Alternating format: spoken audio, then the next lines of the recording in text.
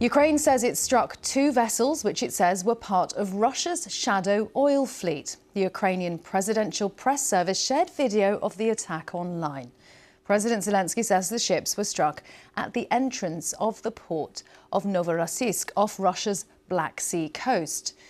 Ukrainian officials, meanwhile, say up to 10 people have been killed in Russian attacks on Ukraine. In updates posted overnight, some of which refer to attacks on Saturday, casualties were reported in regions including Kherson, Odessa and Sumy. On Sunday morning, Ukraine's military said overnight Russia had attacked with a ballistic missile and 268 drones. Most of the drones were shot down or suppressed, it said. Our correspondent Jessica Parker's following developments in Kyiv.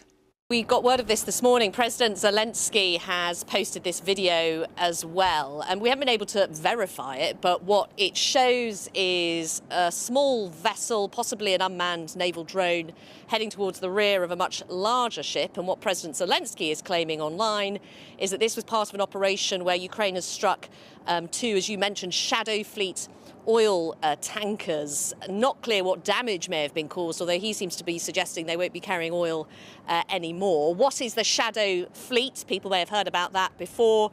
It's a group of vessels that Russia is accused of using to basically evade Western sanctions on Russian oil, sanctions imposed following Russia's full-scale invasion of Ukraine. And these vessels are said to use opaque ownership structures, flag-hopping tactics, spoofing their location as well. So President Zelensky claiming that they have struck two of these vessels overnight, as you say, in waters just off a Black Sea port. And that is, of course, as Kyiv has been intensifying its strikes on Russian oil interests recently.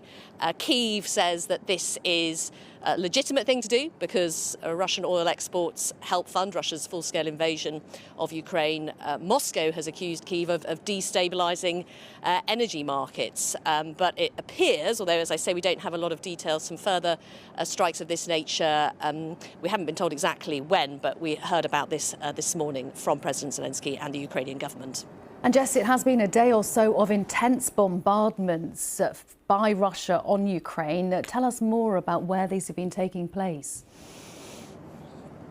Yes, so we've been getting notifications and updates from Ukrainian officials. These are about strikes, largely drones, but other kinds of strikes as well, that appear to have happened, according to Ukrainian officials, overnight and over the course of yesterday as well on Saturday. Here in Kyiv, we did hear some sirens yesterday, but the casualties we're hearing reported, including approximately 9 or 10 people dead. We're still sort of getting updates from Ukrainian officials with regions affected, as you were mentioning before, including Sumy, Odessa as well.